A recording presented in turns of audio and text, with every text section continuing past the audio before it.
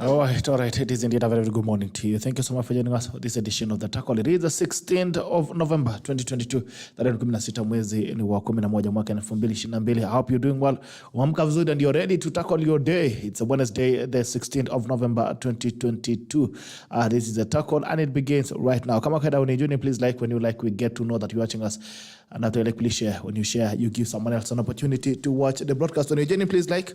When you like, we get to know that you're watching us. And after like, please share. When you share, you give someone else an opportunity to watch the broadcast. Also, let us know where you're watching us this morning. Let us know where you're watching us from this morning. Leo tunataka kuzungumzia mambo ya uchumi. Na tuko na watu wa VICKY, Clark and Hampton.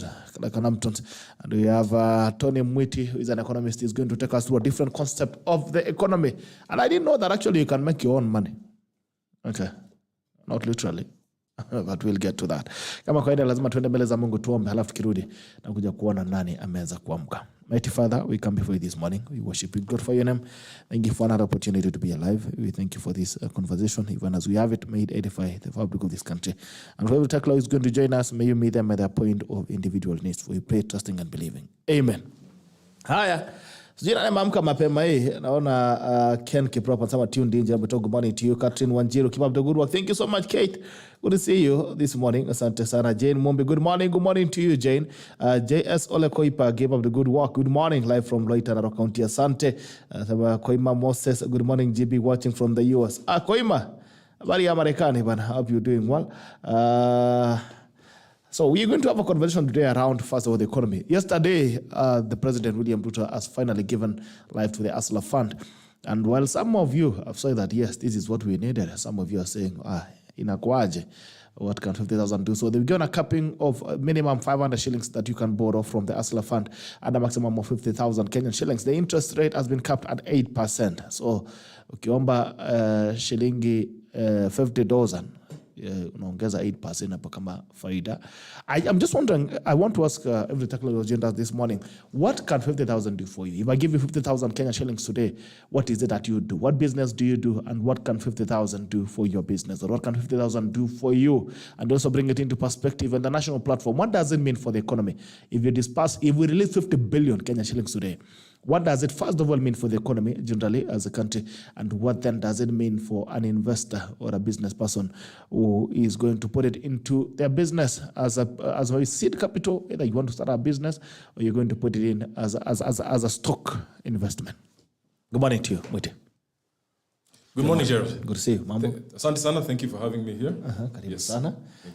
You know, it's your first time on the tackle. Yes, today is my first time on the tackle. I have been watching you for the last few months, and you're doing a good job. Thank you. All right. Say hello to the tacklers. They're just right ahead of you. Asante sana. Good morning to everybody. You're very economical with your greetings. With my words. Properly. All right. Ken Kip. Let me see. Bonvenja Kimari, good morning to you. Ken Kip Kentai, good morning. Hope you're doing well. Tom Black, good morning, watching from Nairobi. Asante sana watu wa Nairobi. Akipkwachikeria Rob tuned in live from Kongowea, Mombasa. Mambo vipi watu wa Mombasa? Mambo vipi? Good morning. Evans Vid Kipla, watching from Qatar. I like your program, Bitok. Thank you so much. Timothy Njenga Njogu, watching from Naivasha, Hindu Market. Aya, salimia watu wa sokoni Naivasha. Asante sana. Watu wa Naivasha ni watu wazuri, wangwana sana. Wanatembea hapo kidogo na wanaongana wako salama. Haya, please when you join in, like when you like, we get to know that you're watching us, and that you like, please share. When you share, you give someone else an opportunity to watch the broadcast. What can 50,000 do for you? What can 50,000 do for your business? What can 50,000 do for you? 50,000 Kenyan shillings. Nikikupa leo ni nini ambayo inaweza kukusaidia? So, and that is it also, we take a conversation to that level. The recently launched ASLA Fund. What can it do for you? What do you think you can achieve with 50,000 Kenyan shillings?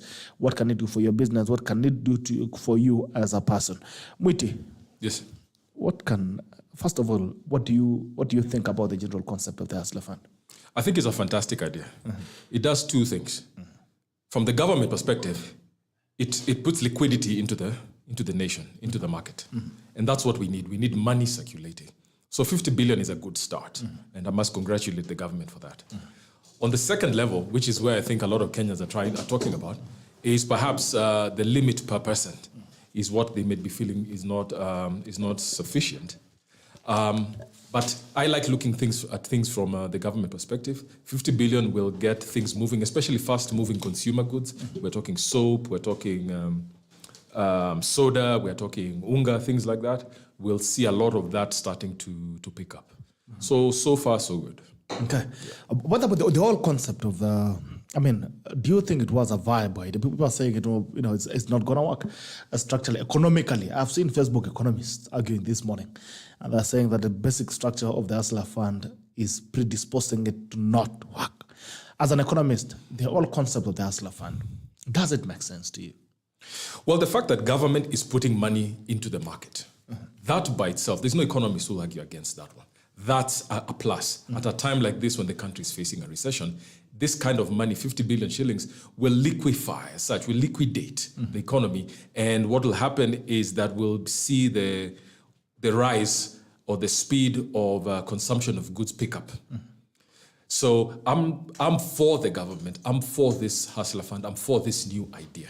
Okay. It's not an idea perhaps we've had in this fashion as a country before. But yes, in this kind of model, in this kind of framework that they're using it, this is a fantastic idea.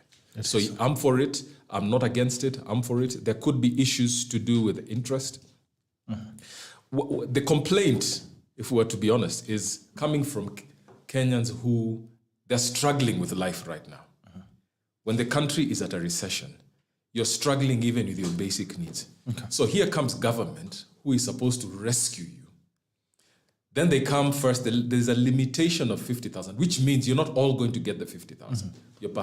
There's going to be perhaps an averaging of 20, 25,000, right? This will not sort majority of your problems, at least not immediately. So you have to put that money into your business. You have to wait for it to grow, and that might take some time.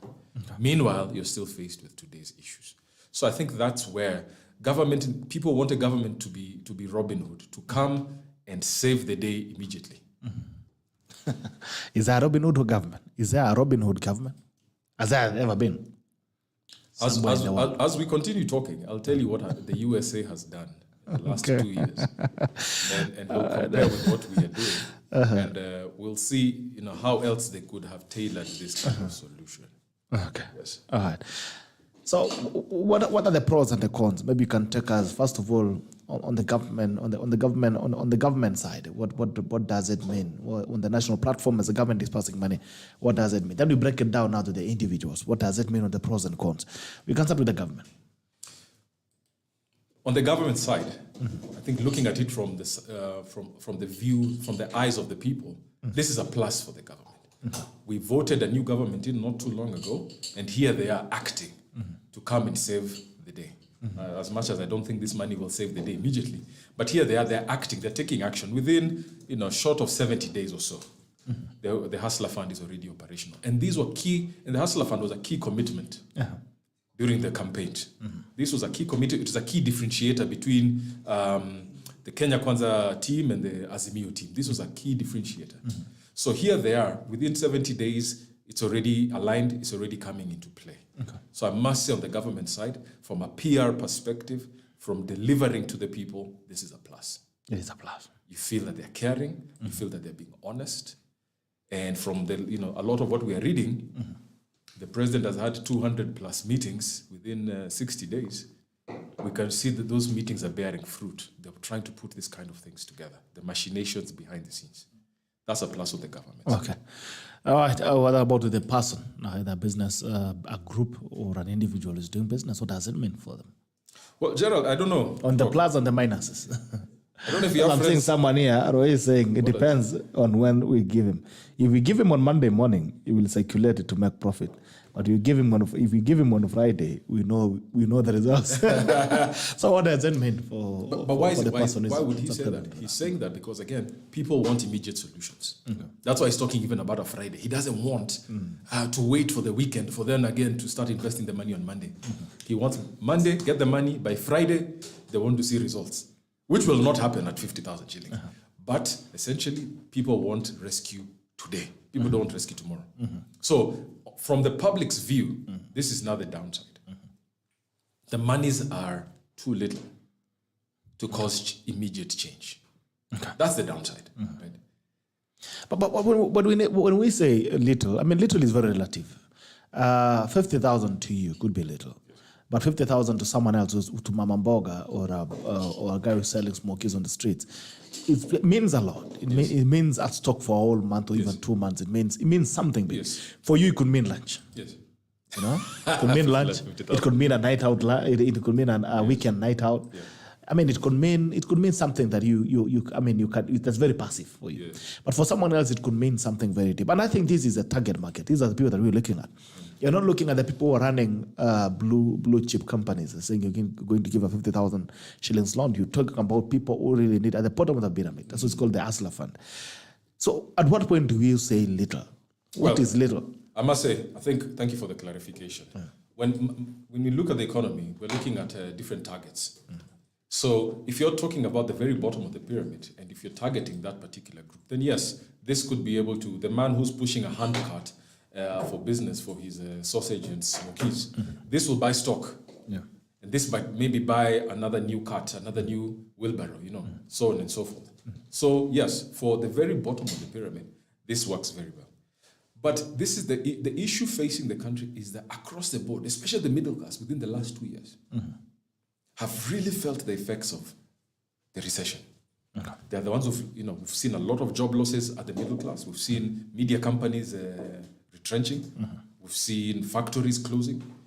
So yes, we can talk about the bottom of the pyramid, but the man at the middle of the pyramid is now starting to feel a lot of strain. Okay. So that man who would have spent 50,000 in a week is now saying he wishes that money was a little more adequate so that maybe he can stock up his wholesale business, maybe he can buy more fuel stock and so on and so forth. So the middle class, I think, are the ones who are feeling that these resources are not enough. But the bottom of the pyramid, which was Kenya Kwanza's target, 50,000, I think, is a very good start. Okay. Yeah. 50,000 is a good start. I'm still asking, what can 50,000 Kenya shillings do for you?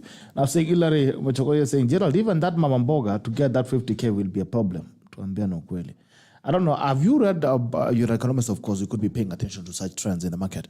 Have you read the whole policy around it and maybe the disbursement protocol? And how easy is it? How easy will it be for any other regular person to access the fund? Let's look at the trends on the mobile loans that have been given by private companies in the last 2 years. Kinafuliza and Kinatalas. Yes. What has happened is that there's been a high level of non-repayment, isn't it? And those loans were targeted, again, to the very same economic group, to the bottom of the pyramid. Those loans were 2,000 shillings, 3,000, 10,000. It was very hard to find somebody who's taken more than 15,000 shillings. But we are now talking about a subsector in the financial markets, in the financial industry, that is complaining of a high percentage of non-repayment. Now come in the Hustler Fund. Don't you think this will happen to them? Don't you think that non-repayment, especially now that we know it's government's money, private money, to some extent, you feel a bit more responsible. You're a little more scared. You feel guilty. Right? Yes? and the private entrepreneur is going to use all sorts of mechanisms to try and collect his money. We don't expect to see government bringing auctioneers to your doorstep. We expect them to be a bit more sympathetic. Isn't it? That we expect that. Whether they do it or not, the point is we expect them to be sympathetic. There is going to be a huge percentage of default with the Hustler Fund. There's going to be. We can already see the trends. We can see the mobile companies complaining.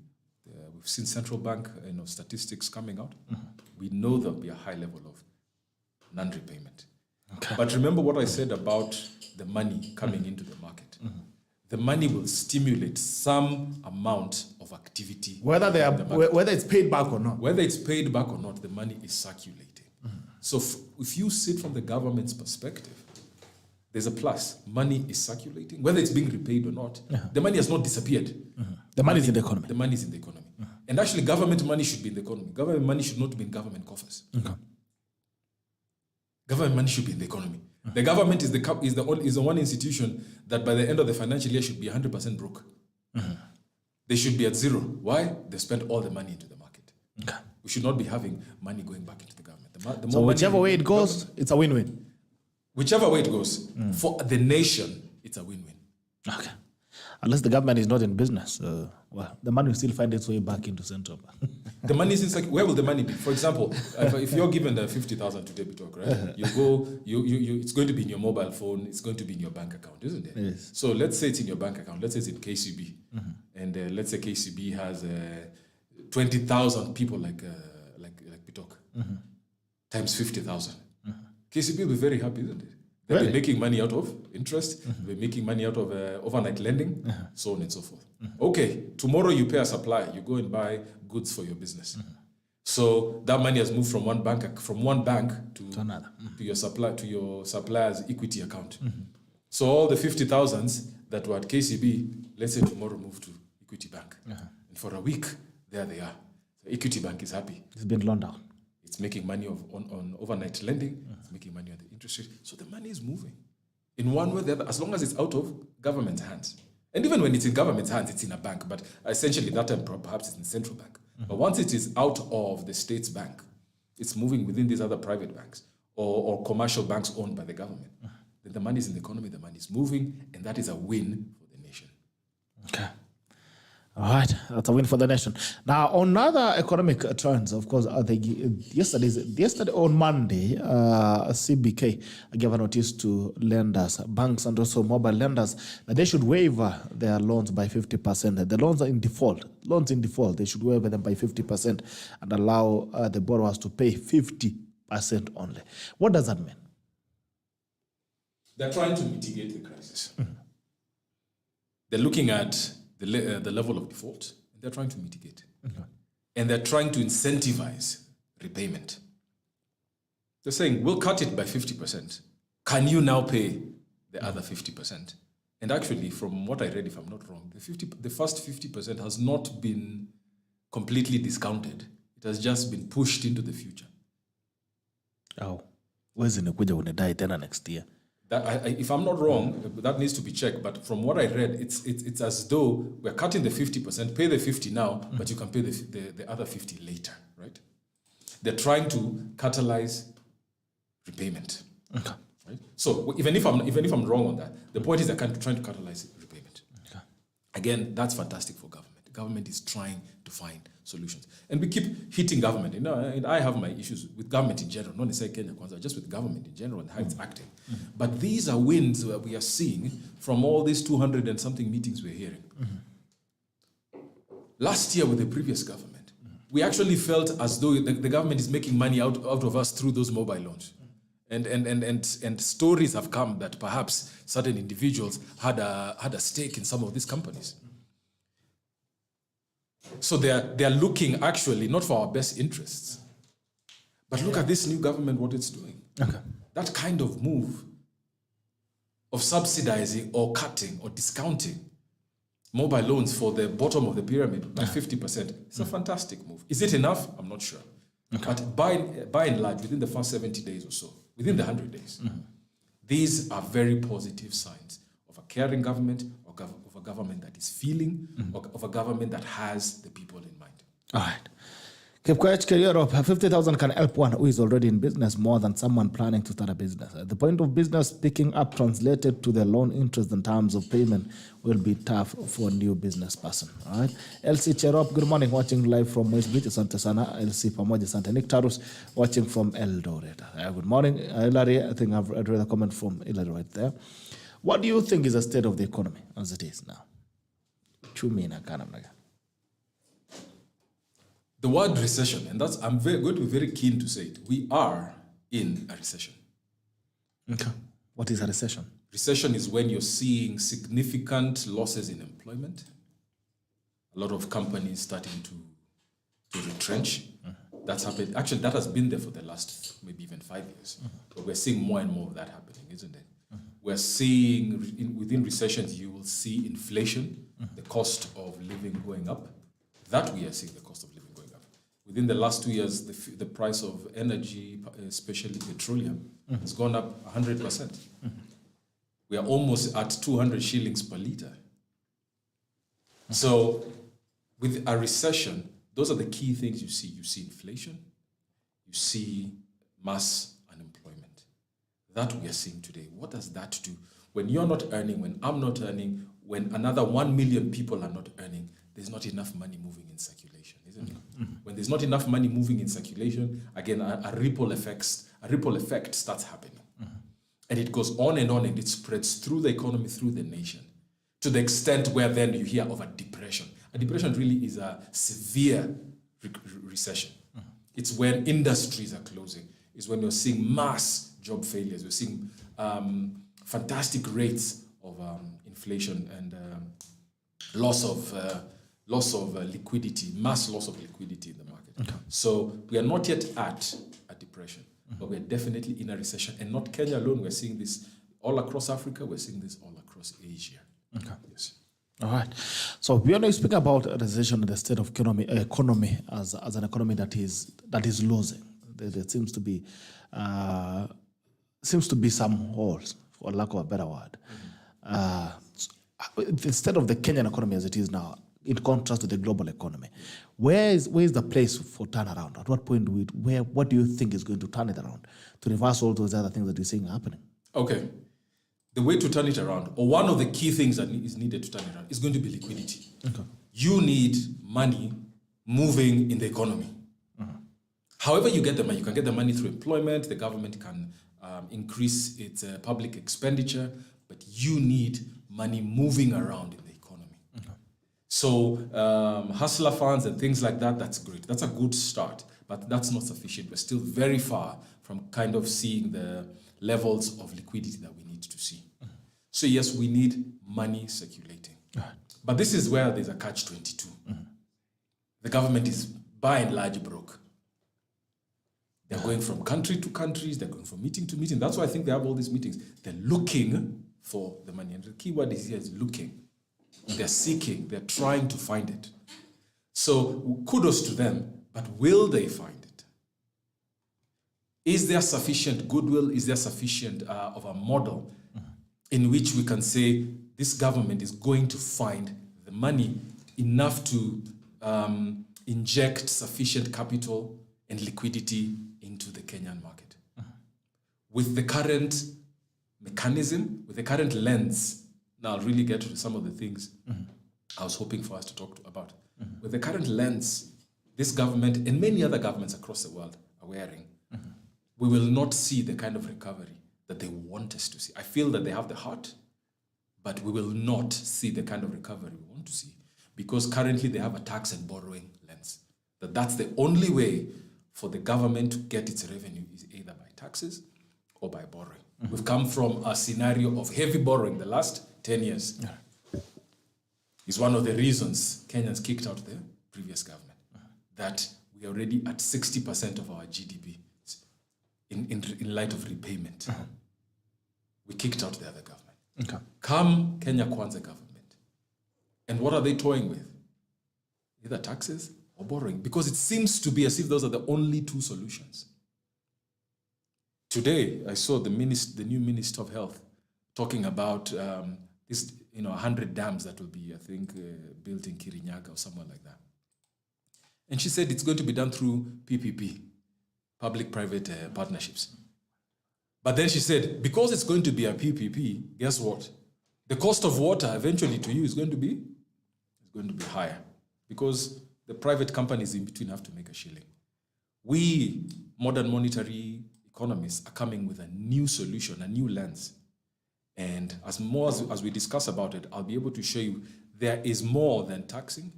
There's another solution other than taxing and borrowing, in which the government can be able to. Before we go there, I would like us to just to build it up from the PPPs. Yes. Many people have asked about PPP because the government has come out and giving us PPPs as an option. The expressway, for instance, was floated as a project that was done through PPP, yes, public-private partnerships. Now, the new government has come in and said, we are not going to borrow loans. We are going to do projects under PPP, yes, or public-private partnerships. What does this mean? And does it mean that we're getting free money? Does it mean that we're getting free projects? What does PPP mean? And what are the risks that we have within it, comparing the loans and the PPPs?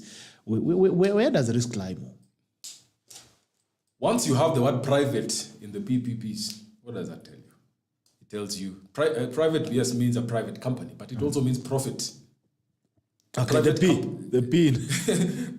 On the private side, the entrepreneur in private, what he's seeing is profit. Okay. Right? And that's not evil. That's what he's in for. He's in for business to make a profit. So government partners with a private company to be able to do certain projects, and especially projects of high volume financing. So maybe 400 billion shillings. Once the private company needs to get its money back, and it's going to get it at a profit, the cost of that service to the Kenyan becomes a bit high. Now, if you do that for strategic projects, maybe one or two, I think we might be able to get away with it without seeing the adverse effects in the economy. But once you have 30, 40 projects that are PPP, that means all your water, all your electricity, all your roads, everything that you have a touch point with, there is a profit margin for a private company.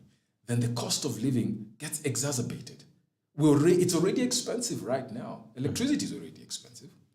Fuel is already expensive. General foodstuffs are already expensive. Now, to access services, roads, electricity, water, you're going to be accessing them at maybe 20%, 30% higher than they should have been. Okay. So that's the downside of PPPs. Now, I am not for PPPs now because, as I said, I think I have another option. Yes. But especially at this point in time when the cost of living is already this high. It could have been done maybe, I would say 10 years ago. Again, for strategic projects. Perhaps that might have worked. But at this point in time when you literally do not have that shilling as a Kenyan to afford any new cost, you're already being told that now you're going to have to add an extra 10 or 20 shillings to be able to access electricity, water, roads, so on and so forth. So that's the downside of PPPs. But again, I'm an optimist. On the upside, this is what's going to happen. At least the service will be there. At least the service will have been availed to you by government for you to have an option to access it or not. Okay. So you have water up to your house. You have electricity up to your factory or in your area. You'll have roads from point A to point B. Now it'll be up to you whether you want to access those services or not. So on the plus side, it just means at least we'll have the services available. Okay. On the downside is the services will be costly. Okay. But at least we don't have a heavy initial investment. But as a people. But the reason they're going into PPPs is because the investments are heavy. There's no PPP for investments that are less than 100 million shillings. Of course, without going into, of course, the length that you're supposed to discuss or the elephant in the room, what do you pick between taking loans and giving PPPs, giving projects on PPPs? It's between a rock and a hard place. You choose one.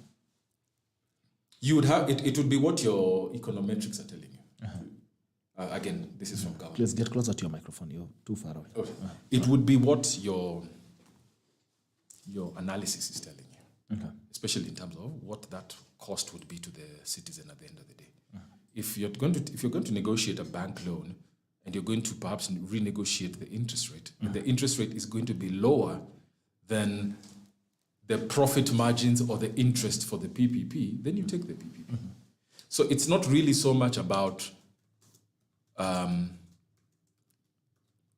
which model is better than the other in that sense. It's going to be about which one is costing less to the Kenyan at the end of the day in light of him accessing the service. So whichever costs less in accessing of service, that's the one the government should go for. Okay. Yeah. All right. Whichever costs less is what the government should go for. If you are William Ruto, what would you have done within these first 70 days? What is that you would have done differently? Without going where you now you've put me in a corner because I have a solution. But if I was to take away the solution that we're going to be discussing later, much of what he has done is what I think many people would have had to do. And no, maybe not even many people. I think he has done exemplary. You want to put together a good team. You want to fire up your team to be able to look for different options. So what I feel right now they're doing is they're looking for options. Right? I don't feel that they have really perhaps gotten a grasp on which financial options to use, but I feel that they're looking for options. I have I had meetings lined up with certain cabinet secretaries in the week that has passed. And whenever I call this, the gentleman's office, I'm told he's at State House today the whole day. Then 3 days later, I'm told, no, he's just been called to State House again. He's been there half a day. So they are having meeting after meeting after meeting, looking for solutions. So right now they're exploring options. This is within 100 days. They're exploring options, and that would be how to do it. Sometimes you don't know how to go forward, but you must sit together with like-minded people and look for options. So in his looking for options, I'll give him an A out of that. He has done very well in looking for options. He was already in the UK within the first week. I think it's the UK and the US. He was already there within the first 2 weeks, so on and so forth. And he's engaging local entrepreneurs, engaging local businesses. So far, I think that's exactly what should have been done. And if I was in his position, without talking about any new lens that I have, this would be the way to go. All right. Let's get straight then into the lens. You're speaking about an option that you have apart from the PPPs that you're talking about, and also apart from the loans. You're telling us that you have another solution, a new lens on how we can look at our economics and also define the recovery path to it. Now, even before we get to that, there has been some intense national projects that government are speaking about launching. I've seen an advert that has gone around on housing, affordable housing. And many people are arguing that what will it fix? What will affordable housing fix? You invest in billions of money into one sector of the economy, affordable housing. What will it fix? What are the ripple effects? Is housing really the biggest problem that we have as a nation? Because I'm seeing there are several counties, there are different laws across the country into different counties. What do you make of it as an economist before you get to your lens? Okay. Housing is a perfect sector to go into. Okay. And they've done very well to go into that. You must also, when you think of these things, you think from the citizen's perspective and think from the government's perspective. From a government's perspective, what does housing do? It provides the houses, right? Your biggest cost for most people living in the urban areas is going to be their rental cost, right? People are paying anywhere between 15 to 35,000 to be able to stay in the city. So they'll be sorting that issue for you. They'll be taking away your biggest cost. Because housing will be affordable, you'll be able to use perhaps that 15 to 35,000 to be able to slowly pay for these houses, so on and so forth. So they'll be taking away this cost for you. The second bit, which I think is where they're really concentrating on, it's not so much about giving you the house. It is about creating employment. And that's why housing is fantastic. It is labor intensive. Any building you go to, any site you go to where there's a building being built, you see at least 100 men. And maybe sometimes you see a few ladies, maybe even especially those ones who come to sell food stuff. Yes. I've just built my house and there was a lady involved and she was pushing that wheelbarrow. And she's doing a good job too. So you'll find about 100 people if you're talking about a commercial building. So when government is going to do national level projects, we're talking about mass employment. So not only are they giving you the housing, that's on you, that's on the citizen side. But on the government side, what they're carrying is that they're creating jobs. And once they create jobs, they create circulation of money.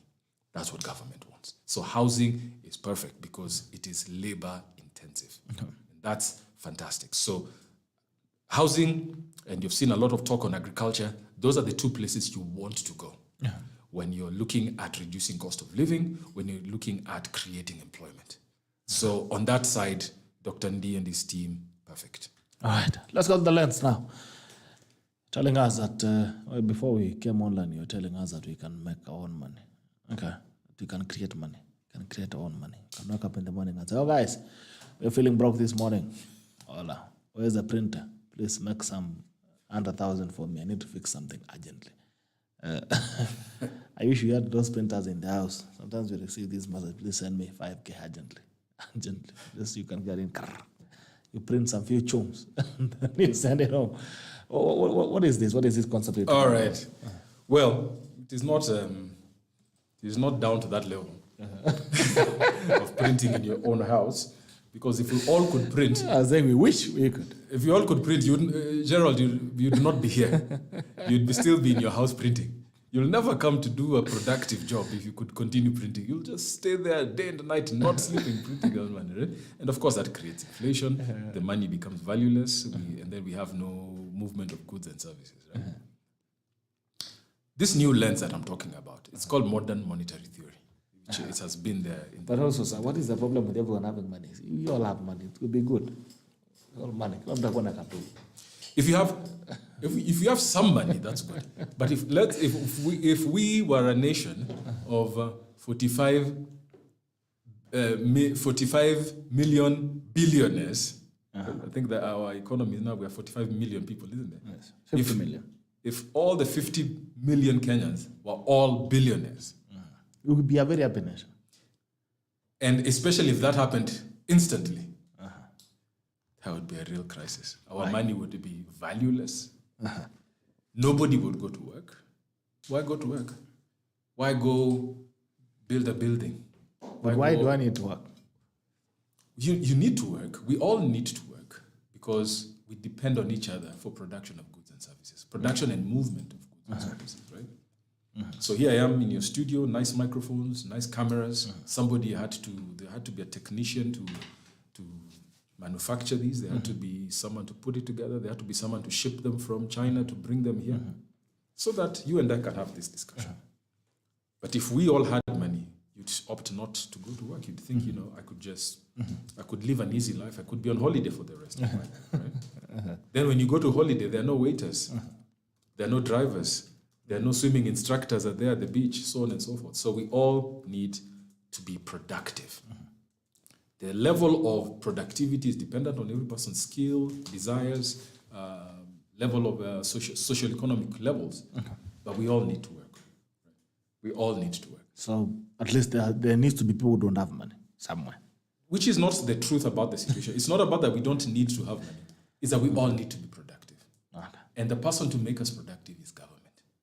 Government can initiate or has initiated, or governments across the world have initiated through their constitution and through different policies, have initiated schemes and policies that force us to go to work, that create a scenario where we have to work. And actually, now I'll actually get to what I'm trying to say. It is the creation of taxes that force us to go to work. Because you have then a liability that you have to pay. So as much as you're earning from your work, as much as you're seated there at home thinking you're on holiday, government is then telling you, wait a minute, you need to pay certain taxes, there are certain things you need to pay. And also in the private sector, you could look at rent and things like that, almost like a tax, something you need to pay for on a monthly basis, right? Can I tell you the history of taxes for you to understand what I'm talking about, money creation? When the British came, when the British came to Africa, what happened? The British came, and that time when the British came to Kenya, they were using the rupee. They were not using the pound. They were using the rupee because they had already colonized India. So they're using the Indian rupee. Yes, they're using the Indian rupee. So they came to Kenya, they found a lush land, lots of potential for coffee and tea. With guys just stealing and roaming around. All these Africans are taking care of their goats and sheep. Nothing important happening, according to them. Right? Now, back in the UK, there is market for coffee and tea. So they said, this is fantastic. We can load all this coffee and tea, put it in the ships, goes back to Britain, make a lot of money. But it was only a handful of British people. We only had a handful of colonialists. They didn't come here in the millions. They came just in a few thousands. Now, they all could not go to the farm to farm coffee and tea. And you need acres and acres. You need thousands of acres of, for you to make real commercial success. You need acres and acres of tea being planted, right? And taken care of and harvested and picked and distributed and shipped. So think of yourself this way. There you are, Gerald, a local native, taking care of your goats and sheep. This foreigner, he comes to the country, he has no access to labor himself. They've not come as a large enough group for them to grow this tea and coffee. So they need you to go. They need you, Gerald, they need to find a way for you to go and work on these farms. So this is what they do. Through coercion and political tactics with the government of the day, with the leadership of the day, they create a tax. There were no taxes before the British came. They create a tax. They called it a hut tax. HUT, a hut tax, a house tax. And they said, you have to pay us 1 rupee per year. If you don't pay it, we burn your hut. We burn your home. Are you following the story? Yes, I'm following the story. So now, because of that, there is now a coercive need. You have been coerced To go and work. to go and work. Remember, you are not going to work. You have been coerced to do what? To go and work. And the person who has the money to pay is the Muzungu. Okay. The person who has the rupee, So you have to get the money from not the Muzungu's cowrie pocket. shell, in case you are using cowrie shells or skins or things like that to trade. The person who has a rupee is who? Is a colonialist. We call them Mzungu. The Mzungu, the white man, is the one who has it. So through that effort, they were able to mobilize human resources to go and work on the farm. And the Kenyans worked on the farm, Ghanaians too, this story goes all the way to Ghana. They worked on the farm, produced the tea and coffee, the coffee was shipped. You are paid your 1 rupee, isn't it? Or maybe let's call it 2 rupees. You're paid your 2 rupees. What do you go and immediately do? You pay your taxes. You go and pay your tax because you need to save your home. Were they, the British, were they collecting the tax because they needed revenue? I doubt they needed labor. They needed labor. Who produced the rupee? Who gave the Kenyan the rupee in the first The place? British. So if I give you this pen, and then I tell you, I need this pen back in taxes. You work for me 1 year, you give me back this pen. Was I giving you this pen, or was I asking for this pen because I needed pens from you? No, it's because you wanted me to work for you. Then I have my pen. I was the originator of the pen. So if I give you this pen and then ask you for this pen a year later in taxes, it's not because I've worked and you have your pen back. Exactly. You have worked and I have what? My pen back. That's very painful. So this It's a very is, painful story. this is the reality of taxes. Taxes were not created as an income tool for government. Taxes were created as a tool to coerce you and I to go and do certain types of labor, especially that time, tea and coffee for the colonialist. And he used taxes as a coercion, as a method, as a tool to get me to work for him. He was the originator of the shilling. He was the originator of the pen. He was the originator of the rupee. He only received it back. Plus labor. Plus the coffee, and he then went and made profits on the coffee. So this is the situation with taxes today. The government wrongly thinks, right? Wrongly, and I would say unconsciously, thinks that it needs to tax its citizens for it to get the Kenya shilling. But I ask, where did the Kenya shilling come from? Okay. The Kenya shilling comes from the Kenya government. All right. That's why it's called Kenyan shillings and Kenya government. Signed by the governor, isn't it? The central bank governor. With usually ours tended to have the face of one of the former presidents. We are sitting in a situation where the government created the money first, spent it first, and then collected it back in taxes. Historically, there must have been a time the government of Kenya created the money first, spent it into the economy. How did they spend it? Through labor. They say, we want to hire the military. We want young men to come and work in our military. We're going to pay you 50,000 shillings a month. I think that's the current salary for a starting soldier in Kenya right now. They provision themselves with soldiers. They say Kenyans need medical services, so we are going to hire doctors from the community. They create the money and pay it as a salary. Then what happens once that money has been paid? The money circulates.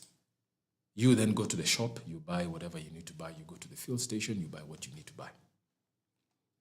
We must have spent first, then taxed later. We could never have taxed first and then spent later. At some point, we gave out money. At some point or the other. in Kenya's history, the government created the money first. Okay. And then taxed later. But as time went on, we got the mindset that we have to tax first in order to spend. Tax first in order to spend. That's wrong. You cannot spend that which you do not have.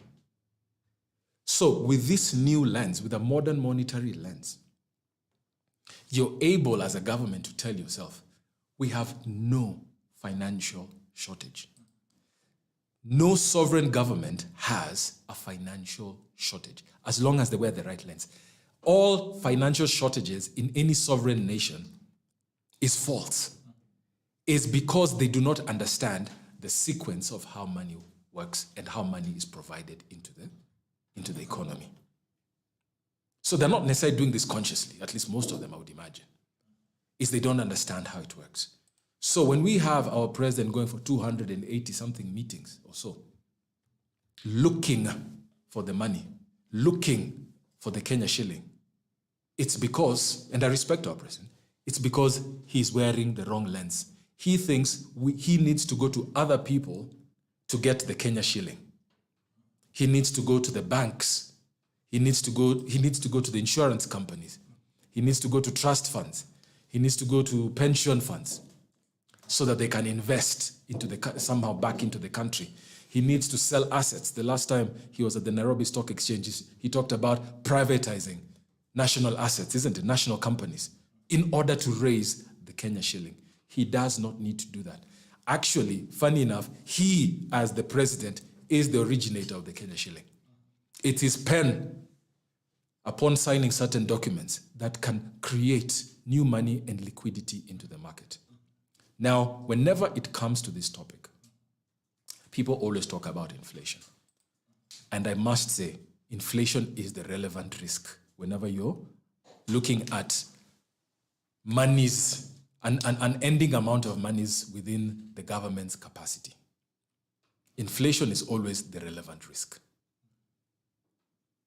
So yes, you need to be aware that if you create and spend too much into the economy, you can create inflation, which has happened in certain countries in the past. But do you have to spend all that you can spend? The fact that your car goes at 200 kilometers an hour or can go at 200 kilometers an hour, does it mean you do that every single time you drive? Once in a while you could try. Perhaps once a year. But on most occasions, you're probably doing 60 kilometers an hour, especially, in urban areas. Okay. So inflation is the relevant risk, but you do not have to spend all that you can spend. You can do what we are now terming a pre-disbursement anti-inflation analysis. You can do an analysis, an anti-inflation analysis before, and determine what is the maximum amount of money that we can create and spend. And I'm talk about creating, in the interest of perspective. In short, you're saying the government can print its own money. When we are talking about people creation, need to understand creation. When we're talking about creation, yes, and we've had that problem. People don't understand when you say creating. I'm talking about printing. It's just that in today's world, the government does very little printing. It's all electronic money moving between bank accounts. But yes, we'll talk about printing for the sake of understanding. Yes. The government can print. Monies, actually the government should print. So now we have a deficit of around 970 billion in the budget that we have. Yeah. So you're saying the government can print 970 billion? Upon doing a pre-disbursement anti-inflation analysis, the government will be able to understand this 970, if it is spent into the economy immediately, are there any inflationary risks?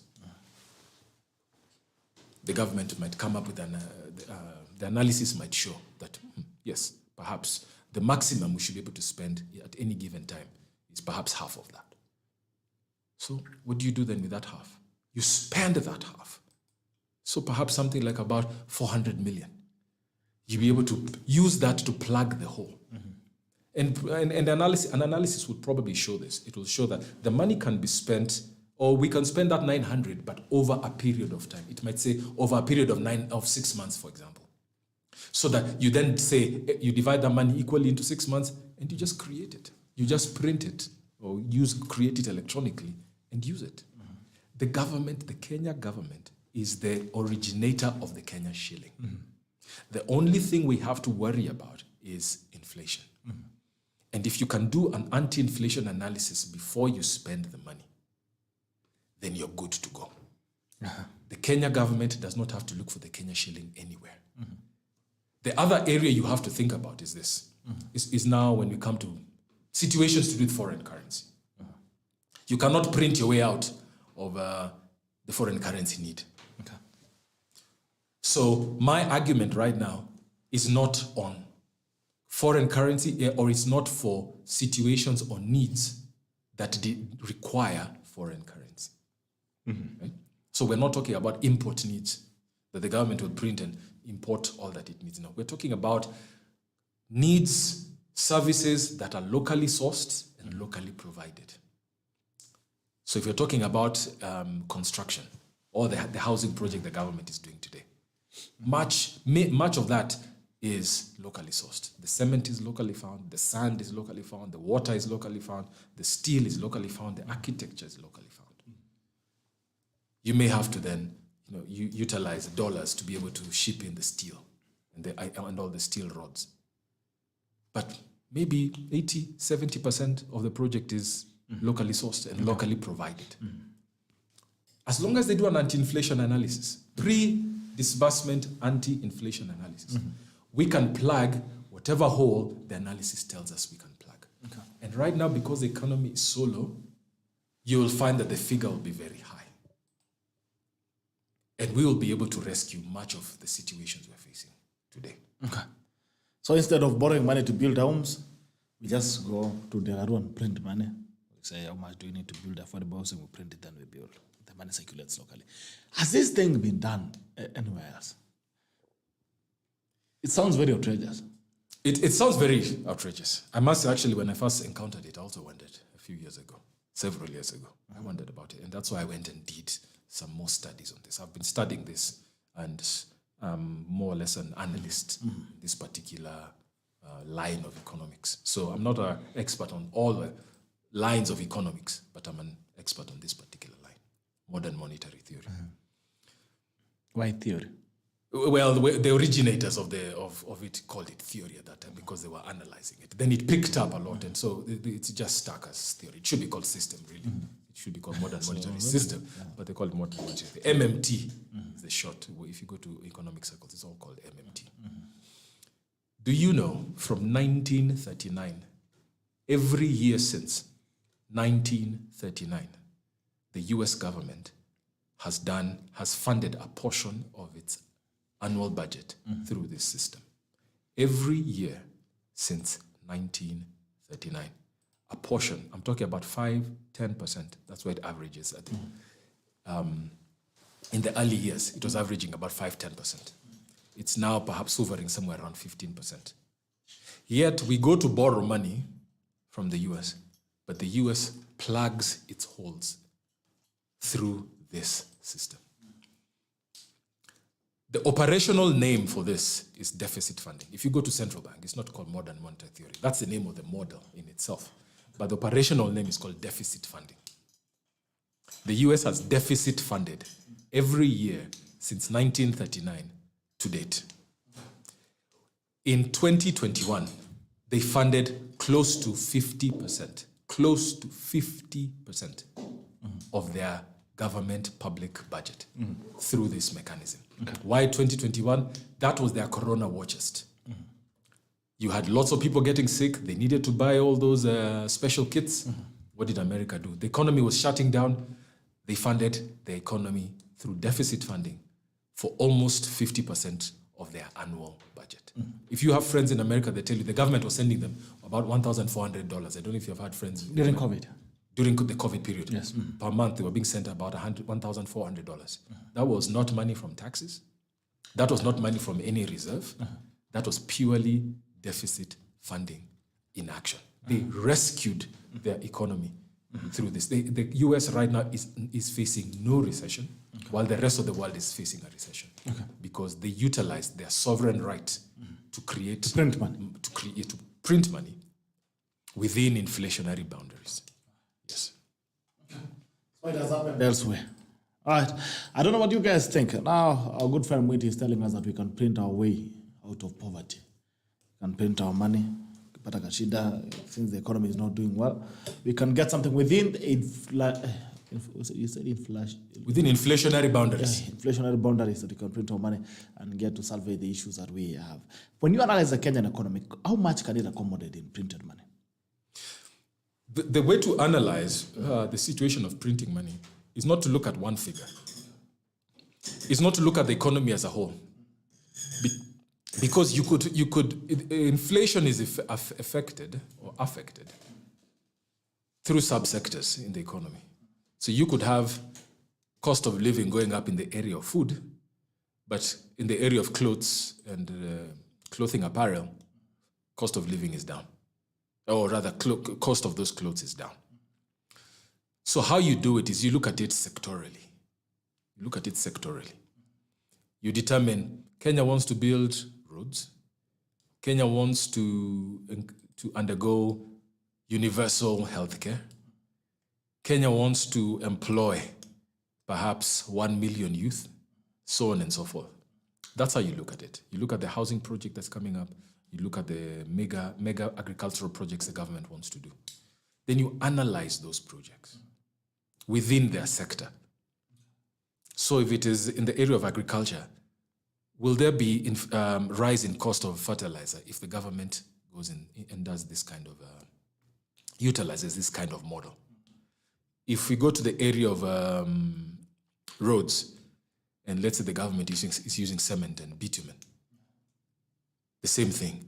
By them coming and buying volumes of this material, will it cause a rise in cost? So on and so forth. It is out of that analysis that you're able to tell what is the limit per sector, not necessarily what is the limit in general. But from where I sit, I do not think 500 billion right now spent across the national government and spent across county governments, and including some portions of universal healthcare, some portions of a job guarantee, which I'll speak about. I think 500 billion shillings is quite sufficient to be able to bring us out immediately of this crisis we're facing today. 500 billion. I would imagine about 500 billion shillings, but I would not say it needs to be spent immediately. It may have to be spent staggered throughout the financial year so that the injection of that money does not spike interest in high interests. Sorry, the injection of that money does not spark high cost of living. Yes. Okay. All right, 500 billion that we can spend slowly. Let me ask you, what would happen if we printed money and we gave everybody around 50,000? Tukisema tutengeneze pesa, to print pesa, alafu tupee kila mtu kakitu. Well, what is the worst that can happen? If we gave everybody immediately, there's bound to be inflation in the areas of what? In the area of milk, bread, tea leaves, drinking chocolate, diapers, things like that. There's bound to be inflation. Why? Because suddenly all of us tomorrow will go and buy 2 loaves of bread, 5 packets of milk, so on and so forth. And what happens whenever there's demand? The entrepreneur feels this is a good time then to raise prices, right? So if you wanted Kenyans to earn that 50,000 shillings, everybody, what you do, you stagger it in slowly. Okay. You start with 5,000 shillings maybe for the first week. Then the second week, maybe 10,000. Okay. The third week, maybe another 10,000. And you do that on a weekly basis for perhaps 1 year. Or whatever the analysis will tell you. But that kind of money, but the 50,000, as you said earlier, is not necessarily that it's too much. And it's not because it's too much that we are doing this. It's because you don't want to spike, you don't have a spike in cost of living. You don't have a spike in prices. So you have to be able to do this slowly. Now, you also do not want to give them free money. Because on the government side, from my analysis, from my lens, the government doesn't need our money. It doesn't need our taxes. Right? So it's not necessarily giving us this money because it needs taxes. What the government needs is it needs to provision itself with goods and services. So you do that through a job guarantee. What's the unemployment rate right now? I keep seeing different figures, but let's assume 5 million people are unemployed. 5 million people? 5 million. That's a small number. Right? 5 million people, that's a small number. You're 50 million. So. No, we're 50 million people. I'm saying unemployed. Unemployed Yes. people. You're going to tell us 46 million are employed. There is unemployed, and there is those who are earning. Then there are those who are earning more. Those who would like to earn more than they are I think earning. we are all unemployed. So perhaps you're all unemployed. There are those who desire to be paid more than they're being paid, or there are those who perhaps are earning but are earning less than the government threshold of the poverty, not the poverty, and the minimum income, which is I think about 15,000 shillings a month. There are those who are earning less than that, and so they would wish to earn more than that because that is not making ends meet. But there is that one who's earning 0 shillings. He's at home. He's trying his best. He's been laid off from his job. He's not finding a job. He's living with relatives, and those are the kinds of people we're talking about. So let us use 5 million people right now. Okay. 5 Let's million people jobless. Let's talk about 5 million people jobless. If you want to help the economy, if you want to help people, what you do is you create what's called a job guarantee. What's a job guarantee? It's saying government will always give you a job at minimum income. Government can guarantee it. At minimum income, government can guarantee it. 15,000 shillings a month. If you go to, let's say, Huduma Center, which are our social centers, you'll be able to be given a job immediately. You'll be able to clean the streets. You'll be able to take care of orphans, take care of widows. Something or the other, or be employed in the police, be employed in the military. Government can guarantee a job through this new lens I'm talking about, right? So you don't give people the money. You give them a job. Then you print money to pay them. But you print the money to pay them. Okay. That way, you've guaranteed services. Government has provisioned itself with goods. It's provisioning itself with services, and money is circulating because wherever these people are, as they are gainfully employed, they're using money for their jobs. They're using money to get to work. They're buying lunch. They're paying for transport, so on and so forth. Money is circulating. But you cannot employ all the unemployed today without doing a pre-disbursement anti-inflation analysis before. You need to do that before to determine how many people you can employ at any one time. But it's definitely a better tool. It's definitely a better solution Than borrowing money. It's a better solution than increasing taxes, and it's a better solution than being stuck. Okay. Because that's where they are. They're just stuck. Government is stuck. It's not knowing which is the way to go.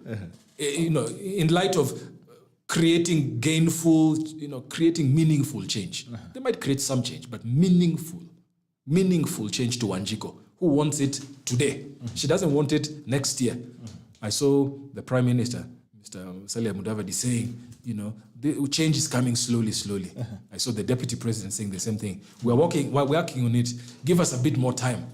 We are working on the mess left to us by the previous government. Meaningful change is what we're talking about. Quick change. No one wants change next year. We want change today. Now. People are hurting now. When you're hungry, you cannot tell yourself you're going to eat next year, August. You want to eat today. Otherwise, you'll be dead by next year, August. Okay. So my system is better than the current tax and borrowing system that they're talking about. I don't know what you guys think about MWITI system of the government. He has said the government is the originator of money. All money belongs to the government. It's like what the Bible says. All the wealth, the riches, the gold and the silvers belong to the Lord. All right. All the monies apparently belong to the government. And they're saying that the government has a control of all the monies that it has in the bank. They can decide to print new money today and fix the problems that they have. And he's saying, instead of borrowing money, why can't we print our own money? Yeah. Instead of you borrowing money every time, why can't you print your own money? I don't know what you guys think. Abbas Jigona is not amused. And he's saying he wants us to start carrying money with sacks, like it happened in Uganda. The same way some countries tell employees that their salaries are tax-free But looking at expenses in those countries, you would be surprised. All the money would get finished if you are not careful. Okay, Victor, good. Most of the times we seem to overanalyze situations instead of taking all of the available opportunities provided by the government. All right. Vidalis Adea, good morning. That 50K can really start a Mutumba business. Boost Mama Mboga and help that small agribusiness guy acquire farm inputs to boost his or her business. A good deal. Kama akutakuwa na corruption. All right. But in the housing program, government wants to put a break to land fragmentation. Everywhere land is being subdivided and sold at plots. Agricultural land would remain agricultural land. It's just a matter of time. All right. Thank you. Steve Touch Muigai Touch. Good morning from Kandara. Kithomo Kandara falling. Thank you, Dennis Chiriat. Good morning, sir. Watching from Kaptagar Hotel. Asante sana. All right. I don't know what you guys think about this idea of printing money. The only system of printing money to cover deficit seems not viable and it's risky. All right. You can tell us what you think on 0779 800 010 or 779 800 010. You can call in 0779 779 0779 or 779 800 010. All right. You can call in and let us know what you think about Tony's idea of economics that let's print our money. If you feel like you're running a little bit broke, bruh, go and do something. Just don't print too much or don't spend too fast. Asema kidogo, print kidogo lakini usikula haraka. Kula pole pole. Consumption. Yes, you had another idea that you're bringing, the other conversion that you're bringing up as well. Right. Something that you were saying. I have many stories to tell about this kind of model.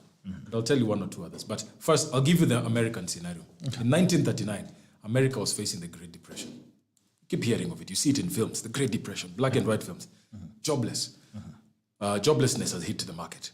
1 out of every 4 men were working. Only 1 out of 4 were working. That's utter unemployment. There's no money circulating. Nothing is happening. Banks closed. There was what they call a run on the pound, a run on the dollar.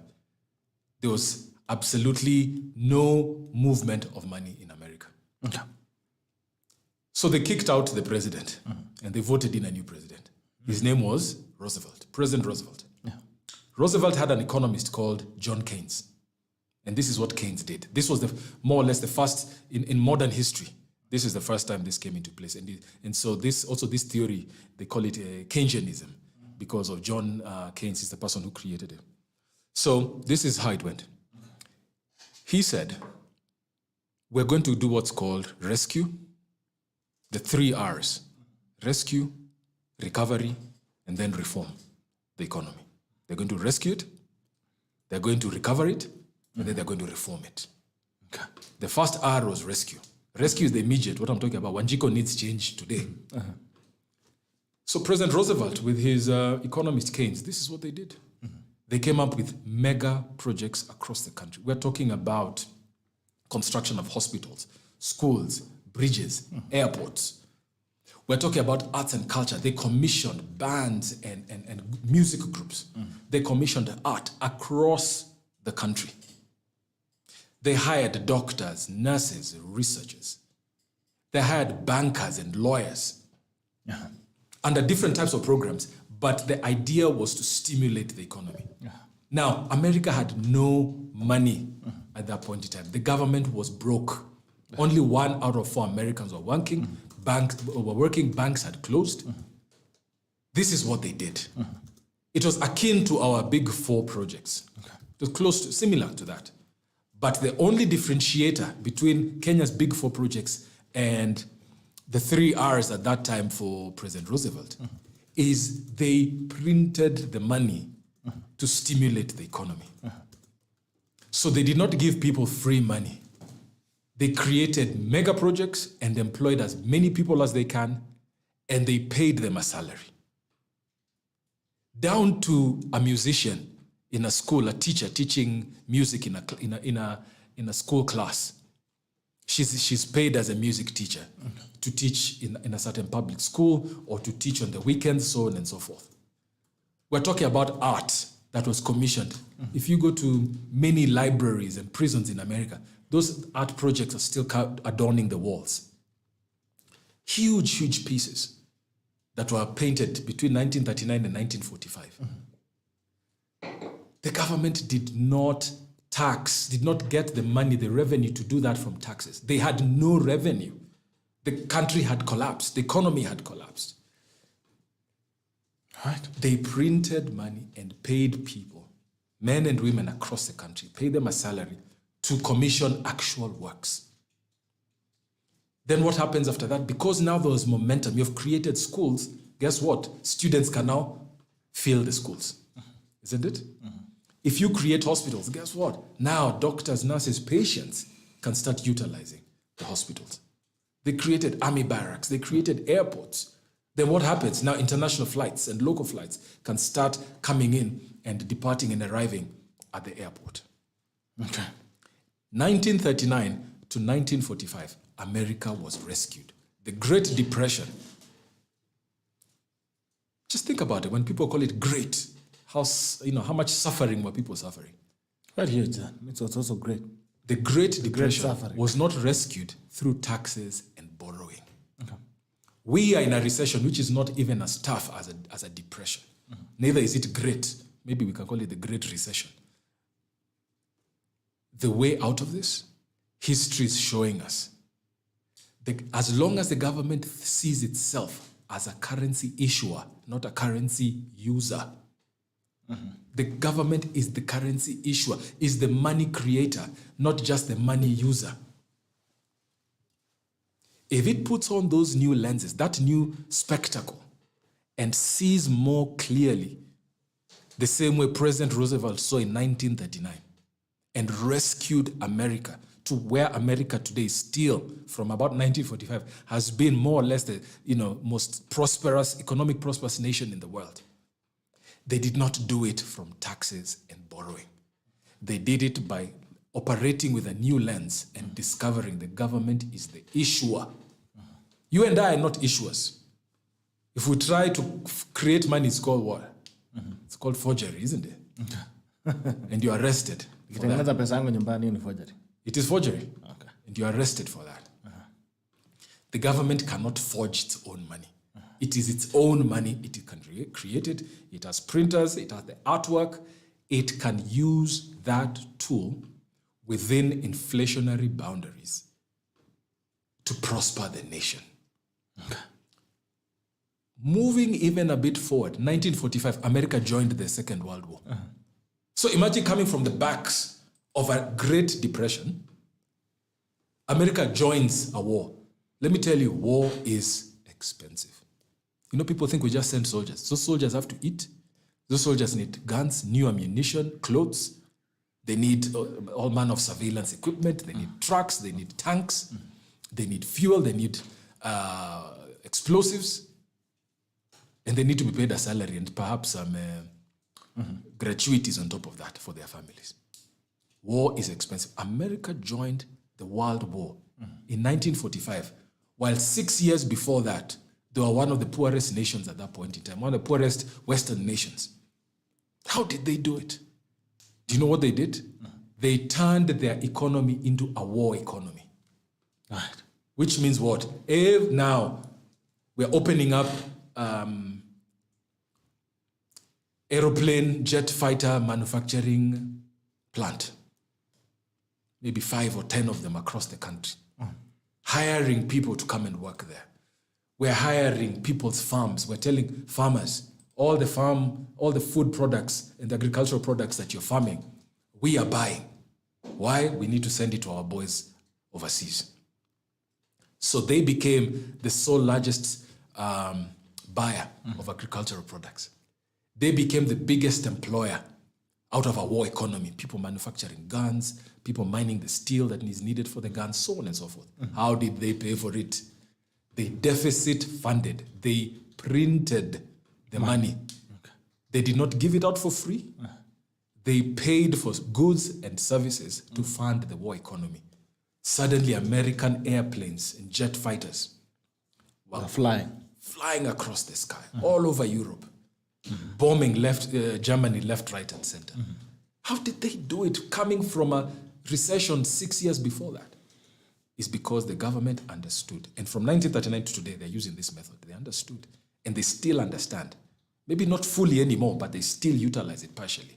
that there's a difference between the currency issuer and the currency user. The currency user's place is different from the currency issuer's place.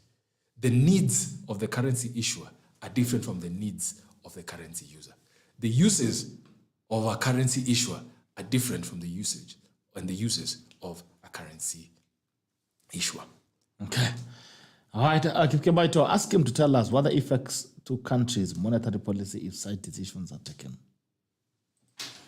And he has also said, Keishan case was to increase government spending, thus creating more circulation of money, and thus creating increased consumption. The last question is asking more to tell us what the effects to countries' monetary policy if such decisions are made. What are the effects? So, this system is not a system for international trade. Because let's take Uganda. Uganda is a sovereign nation by itself. It's one of our biggest trading partners. It has for a long time, traditionally, it's been our leading trading partner. Uganda is a sovereign nation with its own money, the Ugandan shilling, isn't it? And we are a sovereign nation with our Kenyan shilling. We cannot go and print Ugandan money so as to fulfill the development funds that we need. So this system does not work well for international trade because once you're dealing with international trade, you are then introducing a new aspect of a foreign currency, isn't it? Once you introduce a foreign currency, then you're limiting your options. So for now, international trade may have to continue just as it is. But what about local trade? Okay. And this is what you want. You want more local trade and less international trade. Because what does more local trade do? You're creating jobs for your people. You want more local trade up to the point of having full employment. Once you have full employment, then you have filled out your capacity. Your capacity is full. Your human resource capacity is full. You cannot create any more jobs than that. Then now you can look at, do we need to import more goods and services that we're not able to produce locally? So this does not work well for international trade. As much as I have some proposals on how it can work, especially on fuel. In fact, we have already we're submitting that to the government on how we can be able to lower the fuel cost through utilizing this together with other tools to be able to reduce the cost of fuel. But by and large, this is not for international trade. Okay. By and large. Right. Not for that. Yes. You print money for local consumption. Print money for local consumption within inflationary boundaries. Okay. I think we had spoken about this. Maybe you can also touch on it in the interest of the guy who just came in. What will be the impact of ASLA fund in the Kenyan economy? I think we had spoken about that. Okay. Well, I think he came in late, but yes, we had spoken on that. As long as the government is putting money in the economy, that's a plus for the economy. As long as the government is putting money into the economy, that's a plus for the economy. We may argue about the interest rate, we may argue about the amounts, but as long as the government is putting 50 billion into the economy, that is good for the economy. It causes circulation of money. When there's circulation of money, then it means jobs can be created. It means people will be, especially FMCG goods, fast-moving consumer goods. Those are the ones that you'll see an uptick. You'll see an uptick in bread, milk, tea, diapers, soda, airtime. That's where you'll see a lot of change. Consumables, fast-moving consumer goods, that's where you'll see a lot of change. You might not see a lot of change in vehicle purchases because at 50,000, not many people will buy a vehicle. You see, even 50,000 will not buy a boda. Right? It will not. A motorcycle. It can. Not a decent one. Not a cedar. They cost about 120,000. They do? Yeah, it costs about 120,000. So I don't know, maybe a second-hand one. You might be able, but not a brand new one. So this money will, those are the sectors you'll see a lot of change. Yes. So we will see change. This is a plus. The Kenya needs to know this is a plus. This is a win. The only thing is I think it could have been done better if the government puts a new type of lens. At 8%, I don't think we're going to see a lot of repayment. Actually, even if this money was at 1%, people are so broke, they will not repay this money. But from the government's perspective, the money is trading in the economy, it's moving, and so that's a plus. Okay, all right. That's it. Do you still have anything else around the lens? Oh yes, I have a lot. It's What time is it? It's 4 minutes past 9 a.m. We have we have any more questions? in the next 15 minutes. Okay. Yeah. When we say when we refer to countries as hers, we say Kenya, she is doing well, or Uganda, she is doing well. Yeah. The land is the mother. Okay. The government is the father. Okay. And the father has to provide for his people. Just as the mother, there's bounty, there's food, it's lush, there's a lot of fertility, especially in Africa. The father, who is the government, has not been knowing his place, has not been knowing how to operate, how to fund, just like many fathers, how to fund and provide for his family. The Kenya government or any other sovereign government does not need money from any other source other than its constitutional sovereign right to create its own currency, print it within inflationary boundaries, and use it for the prosperity of the father's children, or rather its citizens. Of their children. Okay. The government is the father. So with that new mindset, with that new lens, the government is able to tell itself, we do not need other people's money, primarily at least, let me put it that way. We do not need other people's money primarily to then convert it to our money. We don't need to beg. Okay. Mheshimiwa Moses Kuria yesterday was at the World Bank officials. There was a news, I saw a picture. Last week, our president was meeting the Africa IMF, heads of IMF, here at State House. We are going with our begging bowl, asking, please, give us something. Give us something so that as the father of this nation, I can take care of my children. My children. If we are borrowing dollars to use them as dollars, that's different. Remember I was telling you, when it comes to foreign currency, that's a different thing. If we're borrowing dollars and then we shall use it for importing certain products, steel, vehicles, things that we are not able to manufacture in our own nation, that is different. That's not what I'm talking about. But if we're borrowing dollars to convert to our money, and then utilize it. Then utilize it as our money, then we are wrong. Not because the president is bad, not because I think there's something wrong with him, it's because we have all been brought up with this mindset that we need other people's money, convert to our money, and then use it. No, we do not need to take other people's money, convert it and use it as our money. We can print our own money, the same amount. Let's imagine today, the very same amount we're asking for IMF, assuming that all that money was to be used as Kenya shillings. Why don't we create that today? If we deem it to be non-inflationary, since we're borrowing it, right? We're deeming it to be non-inflationary. Why not create it? Why not print it and use it? It's because we do not understand that we are a currency issuer as government. Government is not a currency user. Government is a currency issuer. Government is not a currency user. Users borrow. Users look. You and I, if we need more money, if you're earning a salary of 100,000, and by the 15th day of the month you've used it all. You're broke. You're broke by the 15th of the month. By 5th. What happens? Most of the time. You need to look for the More money. money. You need to search for it. You need a loan. You need perhaps an advance from your employer. You need to look for it, right? Government does not need to look. It's an issuer. The rules of the game are different for the currency issuer than they are for the currency user. But we have been as government playing the game of the currency issuer with the rules of the currency user.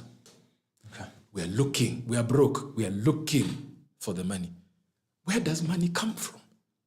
Money is not this tangible asset like a fruit. You have to where you need to go and work for it and get it. Here is a mango. It has to grow, take a certain amount of time and get it. Money is not like gold. Long time when we were on a gold standard as economies around the world, where you actually have to find the physical gold. No. Money is an intangible asset. Right now, it's a measurement. It's like saying centimeters. It's like saying meters, kilometers. That's what money is. If you are government, it's just a measure. You can use it to measure and say, I need to employ 5 million people are unemployed. Okay. They need to be paid. What will that cost? You measure it by saying 15,000 is our minimum, our minimum payment. Yeah. 5 million people, you multiply that, you might get something like, 3 billion per month. And say 3 billion is the measurement. I have measured and I found what I need is material of 3 billion. Okay. And you simply create it. As long as it is non-inflationary. Okay. The Kenya shilling on the government side is a non-entity. They have an exponential amount of money. Infinite. They have an infinite amount of money. They should not use it all at once. But they should know. Yeah. But they should know we do not need to borrow, we do not need to beg, we do not need to sell privatized national assets. We do not need to do any of those gimmicks. Right. We just need to understand who we are and play by the rules of being a currency issuer, not a currency user. Okay. Lovin Akech, how will the ASLA fund, how will the ASLA help the economy of Kenya that is now failing and yet to die? I think that we've already answered on that. Yeah. Whichever way it goes, it's good for the economy, that there will be money still circulating within the cycles of spending. You'll spend that money. Whether you're going to pay it back or not, you'll spend it. And some of the money will circulate around the economy. The economy as it is needs liquidity.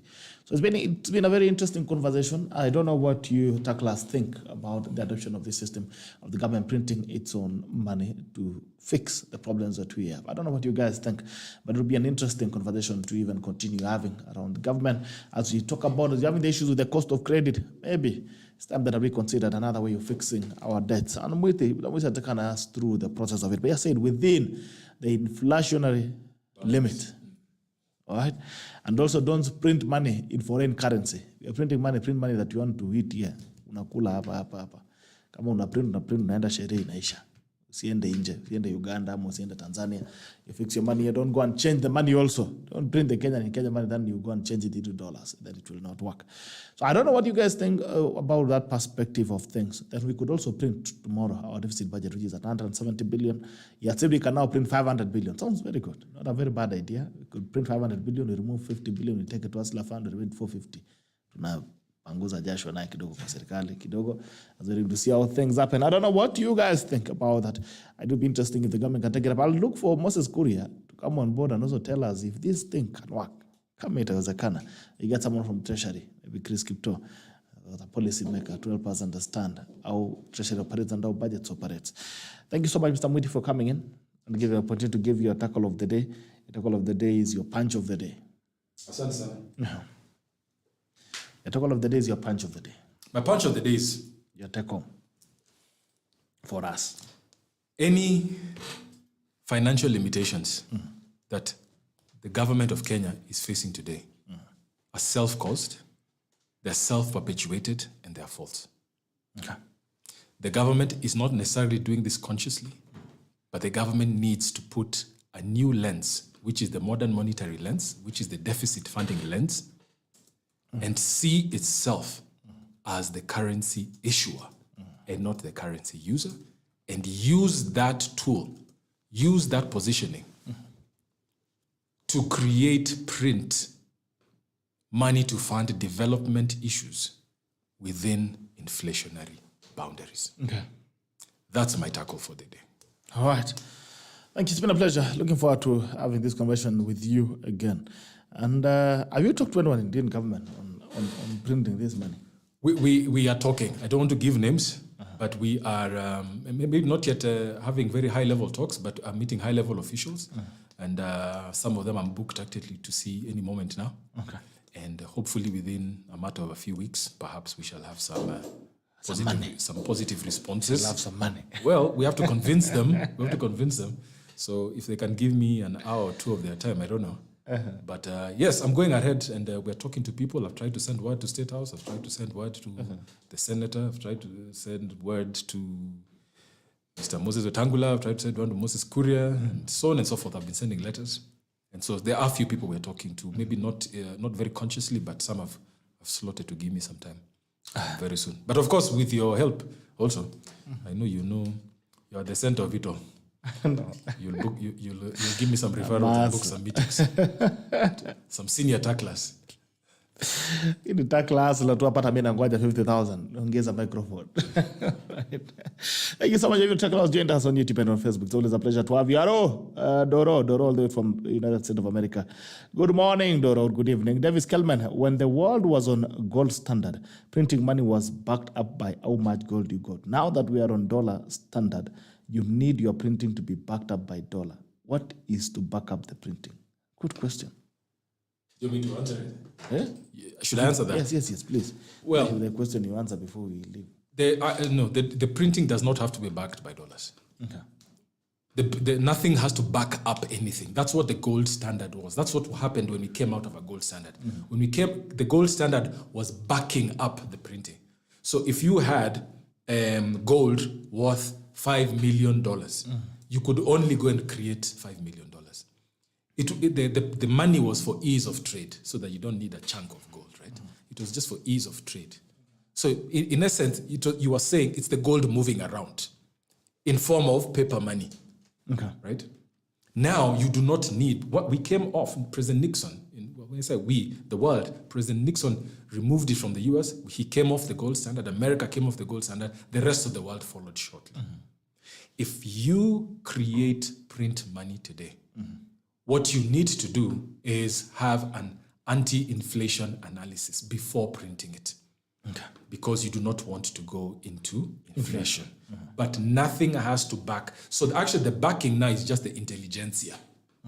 It's just the report, the analysis. That's what you need to do before. So you do not take your country in a place you don't want them. You don't take your nation in light of hyperinflation. A little inflation actually is always good for a country. Hyperinflation is what you don't want. So you don't want to take your country there. So no, we do not need to back it up with dollars. Right. In short, you do not need anybody's permission except our own report on inflation. Can I actually say that? Can I actually just reiterate that?